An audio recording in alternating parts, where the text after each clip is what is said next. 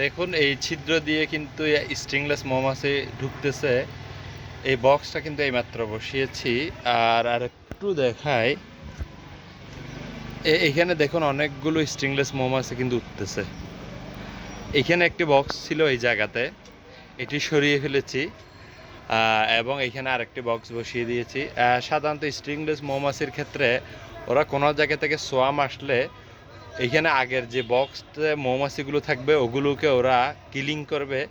Killing করার পর সবগুলো মৌমাছিকে বের করে দিয়ে ওরা ওইখানে ঢুকে যাবে।